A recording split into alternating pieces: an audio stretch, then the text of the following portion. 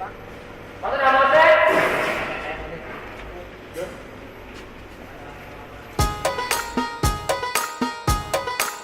Rồi, nghỉ chơi đã.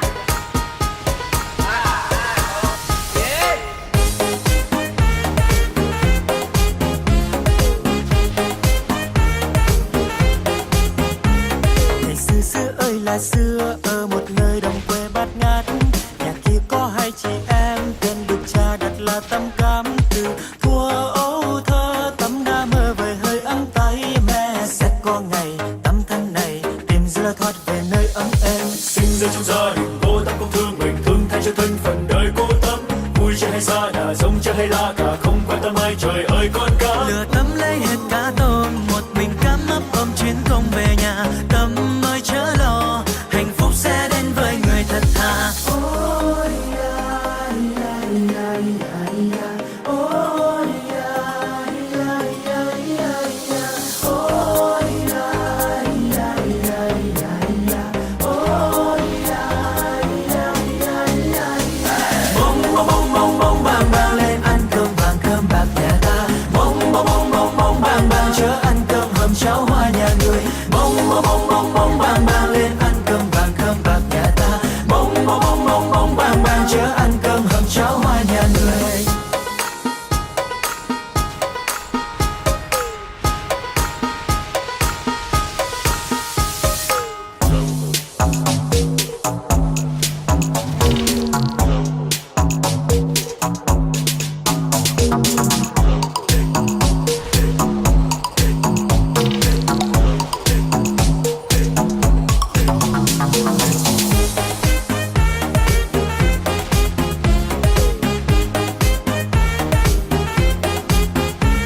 Ngày xưa xưa ơi là xưa, ở một nơi đồng quê bát ngát, nhà kia có hai chị em, tên được cha đặt là Tâm Cam. Từ thuở ấu thơ Tâm đã mơ về hơi ấm tay mẹ, sẽ có ngày Tâm thân này tìm ra lối thoát về nơi ấm êm. Sinh ra trong gia đình cô Tâm cũng thương mình, thương thay cho thân phận đời cô Tâm.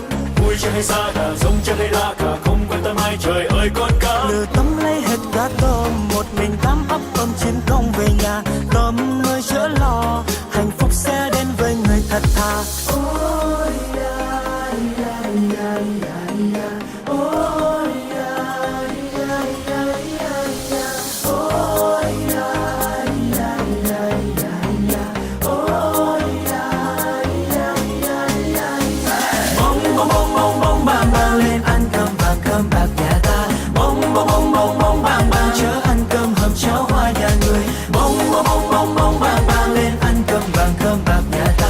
Bông bông bông bông bông bang bang chớ ăn cơm hầm cháo hoa nhà người.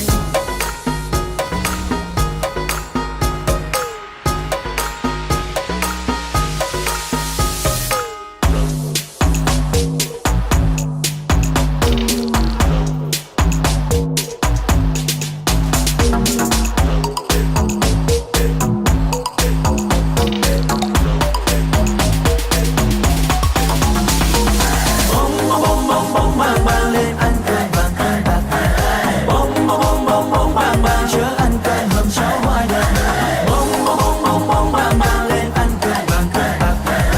Bông bông bông bông bông bang bang chớ ăn cơm hầm cháo hoa nhà người. Các bạn hãy đến rạp xem phim Tâm Cam chuyện chưa kể. Yeah! Bông bông bông bông bông bang bang lên ăn cơm vàng cơm bạc nhà ta. Bông bông bông bông bông bang bang chớ ăn cơm hầm cháo hoa nhà người. Bông bông bông bông bông bang bang lên ăn cơm vàng cơm bạc nhà ta. Bông bông bông bông bông bang bang chớ ăn cơm hầm cháo hoa nhà người.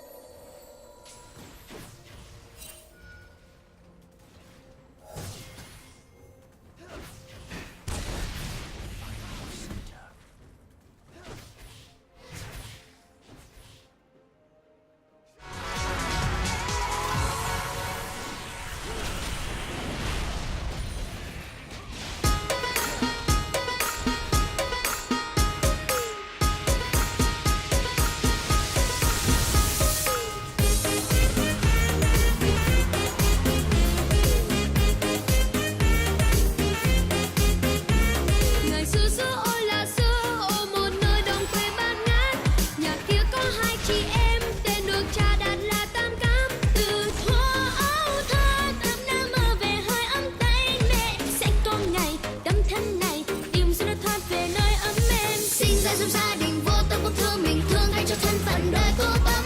Vui chơi hay xa đà sông chơi la cả, không quan tâm ai trời ơi con cá. Tấm lấy hẹn cá tôm, một mình cắm ôm chiến công về nhà. Tấm ơi chớ lo, hạnh phúc sẽ đến với người thật thà. Ôi ai ai ai ai ai, ôi ai ai ai ai ai, ôi ai ai ai ai ai, ôi ai ai ai ai. Hey!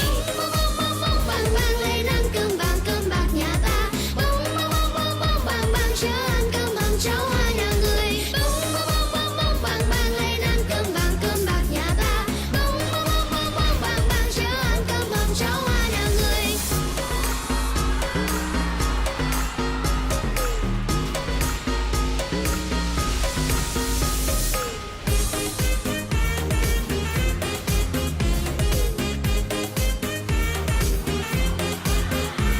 Ngày xưa xưa ơi là xưa, ở một nơi đồng quê bát ngát, nhà chỉ có hai chị em tên được cha đặt là Tâm Cam.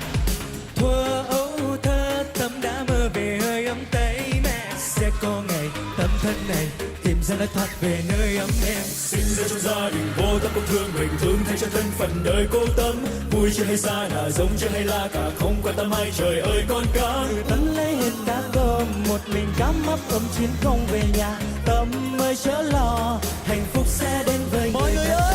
Ôi ya ya ya ya ya, ôi ya ya ya ya ya, ôi ya ya ya ya ya, ôi ya ya ya ya ya.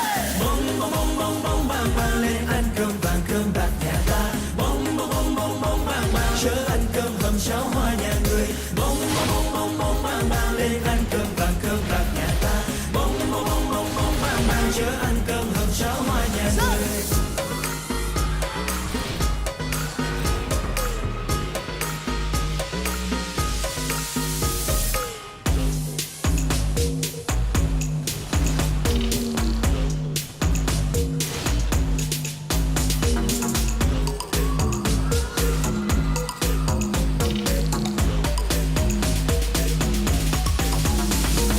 Bông bông bông bông bang bang lên ăn cơm bạc nhà ta. Bông bông bông bang bang chớ ăn cơm hầm cháo hoa nhà người. Bông bông bông bang bang lên ăn cơm bạc nhà ta. Bông bông bang bang chớ ăn cơm hầm cháo hoa nhà người. Quý vị có thể dành thêm một tràng pháo tay nữa để cho phần trình diễn cực kỳ dễ thương này được không ạ? Mọi thông tin chi tiết vui lòng truy cập fanpage chính thức của chương trình www.facebook.com/thân tượng âm nhạc nhí.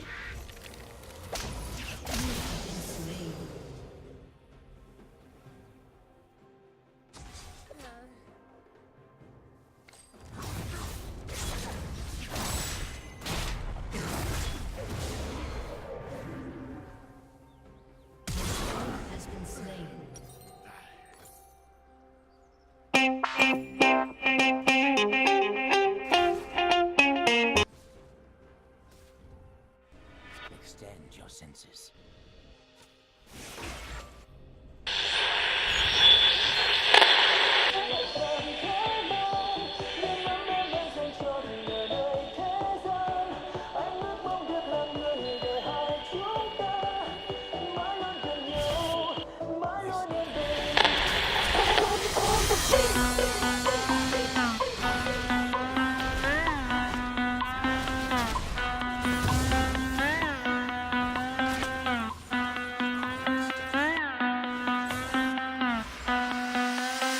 Ai hơ ai hai, ô ô cơ ô cô, yên tờ yên tiếng, hai cô tiếng là hai cô tiếng. Ai hơ ai hai, ô ô cơ ô cô, yên tờ yên tiếng, hai cô tiếng là hai cô tiếng.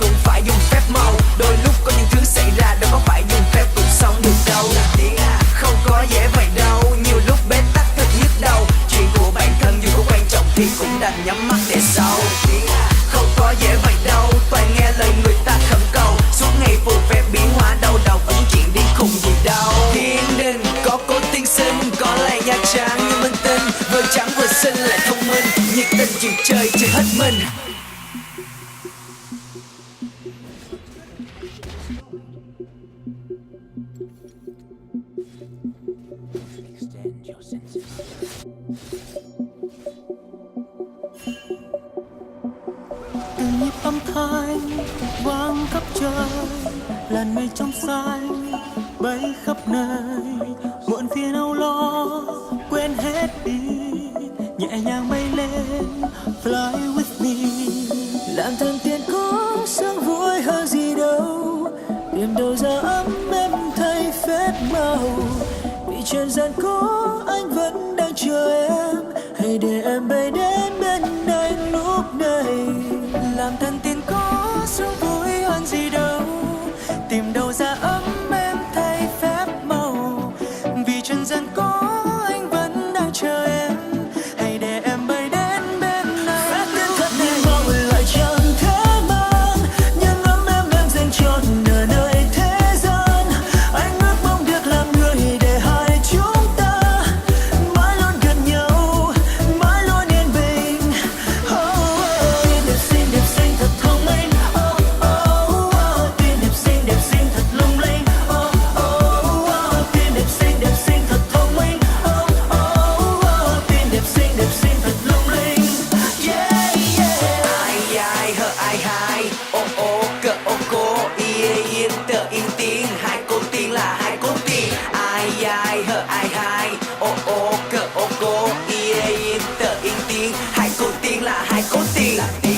Không có dễ vậy đâu, nhìn qua cứ tưởng là rất ngầu, suy xét mọi việc tôi bình tĩnh để tránh hậu quả đáng tiếc về sau. Không có dễ vậy đâu, phải nghe lời người ta khẩn cầu, suốt ngày phù phép biến hóa đầu đầu ở những chuyện điên khùng gì đâu.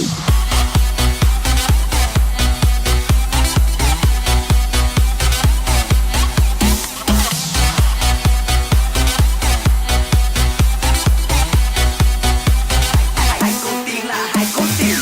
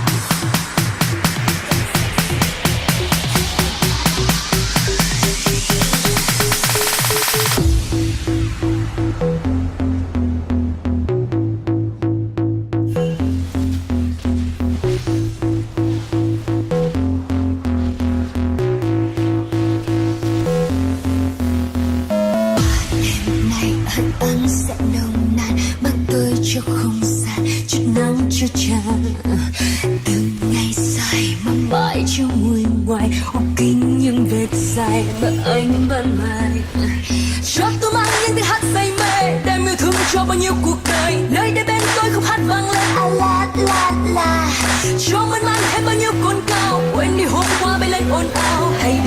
tôi đón chờ ngày mai có bao nhiêu niềm vui, biết bao nhiêu chờ đón. Tình đàn chim bay về tìm nơi đây bình yên. Ngày mai hãy cho tôi ngủ quên, ngắm trọn vẹn bình minh để tràn sức sống nụ cười trên môi đẹp xinh. Ngày mai đến bên tôi gần hơn, biết bao nhiêu niềm vui để chờ anh nắng ngược tròn mong mình đẹp xinh.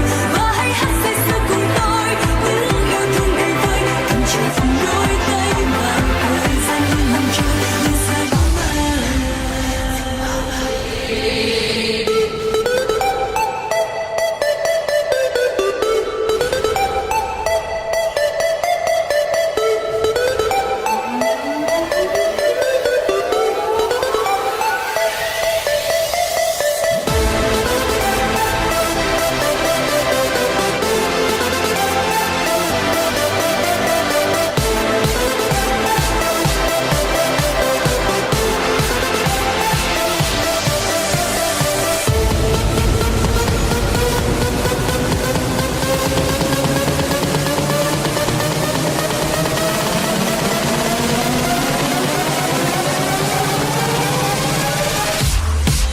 Here we go.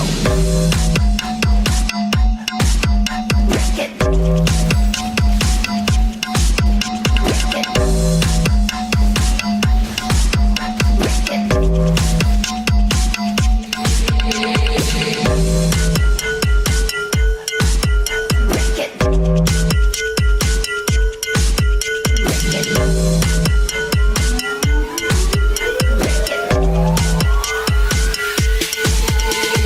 Có bao nhiêu niềm vui, biết bao nhiêu chờ đón. Tình đàn chim bay về tìm nơi đây bình yên. Ngày mai hãy cho tôi ngủ quên, ngắm trọn vẹn bình minh để tràn sức sống nụ cười trên môi đẹp xinh. Ngày mai đến bên tôi gần hơn, biết bao nhiêu niềm vui để chờ anh nắng ngược tròn mong mình đẹp xinh. Và hãy hát say sưa cùng tôi những yêu thương đầy vơi, cầm chờ vòng đôi tay và thời gian như vòng trôi như sai.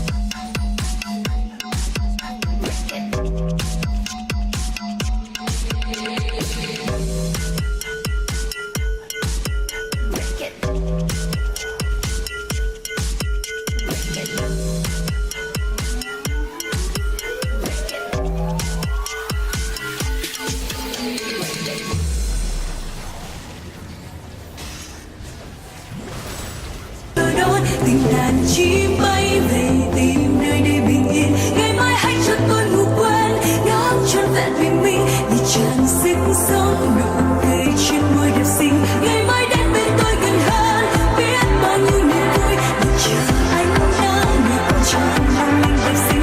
Và hãy hát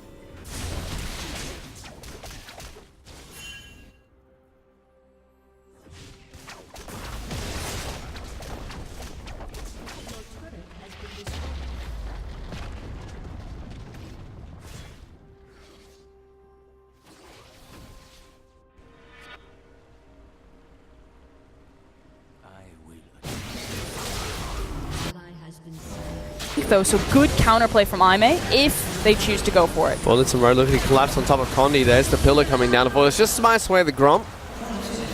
Takes it out of Condi's hands. Missing down the top side of the map, going toe-to-toe against Mason J. Just tickles him a bit as he has the shield up. And now this is the big pressure point. The fact that this poor Nautilus is so far behind, has only itemized into MR, and is now facing across from a pretty much on-time Jhin. Mystic is going to cut through this tower, and if Amazing J steps forward, cut through him. Mason J taking a bit of damage, but able to clear out the wave nicely. Still, top lane out of turret, taking a lot of hurt. Yeah, Nautilus can hold on to turrets reasonably well in the way of wave clear, similar to an Echo can, but if there's ever more than 2 people there, you definitely run into a spot of trouble. And they suddenly got a lot of members of Team WWE moving towards the top side map. Jin Zhao and Road have rotated up to get lots of wave clear down to stop any pushes coming in, but 957 now free to move around the map and split push in the bottom lane. He has teleport available, so the second that Amazing J appears in this bottom lane, they can look towards making a play. It's also the blue buff about to spawn, so they have their numbers advantage their numbers advantage. Could look to contest that when it spawns, although they haven't set down their triangle vision. They have plenty of river-based vision, but to actually push in is another battle. Here comes Syndra up through river. She's spotted. Let's see what CA can do. That ward plays perfectly by Aimee, spots out the rotating mid laner. Aimee still 4,000 gold behind Team WE. Just 18 minutes into this game as well. Strong and solid start for the veteran LPL squad. You can see that Team WE want to fight, even going as far as to pull 957 up, having him walking towards the mid lane. He's now returning towards bot side, but they're keen. Trying to push for this top lane out of turret still.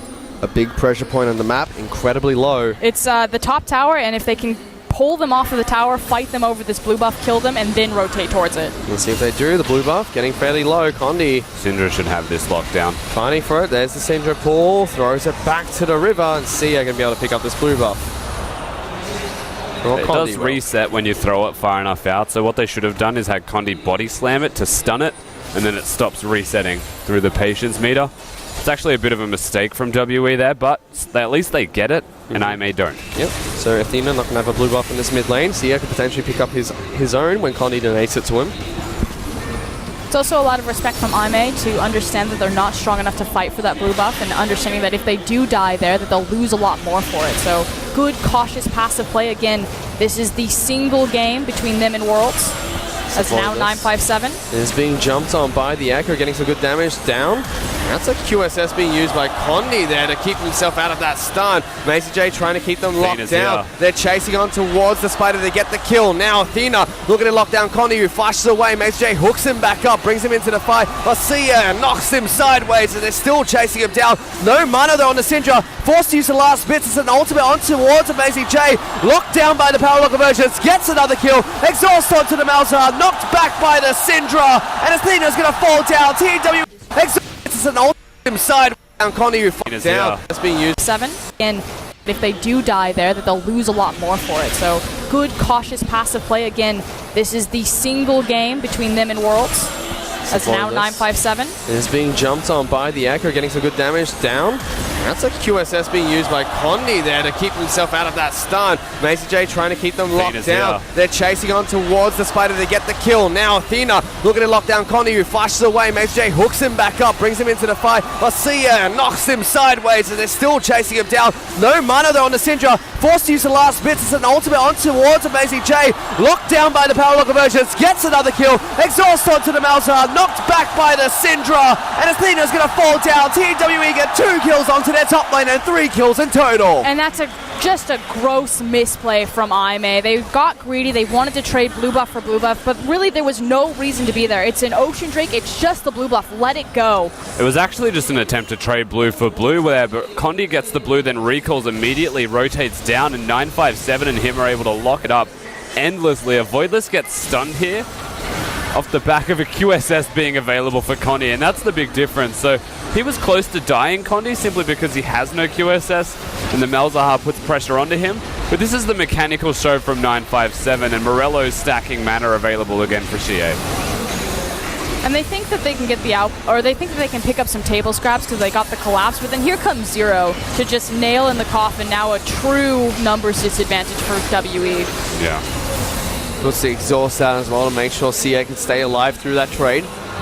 Double kill for 957 especially. He is a monster now picking up his Sheen. Have to see if it's going to be an Iceborne Gauntlet or Trinity Force. He's 4 and 4, not found at the moment, but I may have found the Ocean Dragon looking to take down the second elemental dragon of the game.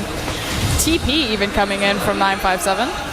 Yeah, they want to fight for it. Getting to the back lines, Jin Jiao cut off the rest of the team. ACJ will be the one that gets locked down. Zero trying to eat him up. Condi making sure he's got nowhere to run. Takes the hook into the wrong side of the map. He's the sacrificial lamb. Mystic chase him down, gets the crit. And it's a single pick being picked up by Team WE. Remember, that's an Iceborne Gauntlet picked up from 957, not just the Sheen. So the timing of that fight is incredible with how large this Echo is actually going to be. They do get the objective, but the Ocean Drake's just not worth much, really, at this stage in the game. And not when there's only one of them. It's not worth fighting over when you're this far behind. This is very cute, though. Both teams trying to set up traps. So Aimee standing in that brush right in front of their tower. Meanwhile, Team WE also standing in the wings. Here comes Condi. Coming in, 957's looking for the stun, doesn't get it. Good pillar coming out from Rhodes, separates the rest of the team, just trying to push this one on towards the tower. That pillar saved his life. This is actually rough because Jin's nearby. They could ult. 5 members of Team WE moving down to the bottom lane. He just needs to... He doesn't have to ult because they're going to get it anyway, but if they did contest for it, he'd just open up his ult. This is Team WE's tower no matter what. Yeah, bottom lane in the turret being taken down. Now only top lane turrets left standing for Aimee as they're 7,000 gold behind Team WE. They step up strong in the 5th game. Yeah, 2 Quicksilver Slash to be seen. The Malzahar not going to be as relevant. Needs to ult the Echo. CA is actually caught. He's going to try and run away. Does get exhausted. Pops his Ghost for the extra movement speed and does get back to safety. Just a greedy recall. His team manages to bail him out, though. Right now, so we're going to be playing around the top side of the map for Team WE because they are setting the tempo of this, although Aimee may force them to respond and stay bottom. But eventually we'll play top side. 957 doesn't have his teleport right now. Remember, he used it on that flanking play when they picked up the Ocean Dragon. So there's actually kind of this pause in terms of momentum and tempo being picked up where we're waiting for that TP before Team WE can really play as effective towards the top side of the map as they would like to. I mean, if they're just going to play towards the bottom side, 957 is strong enough that he should be able to stop this turret from going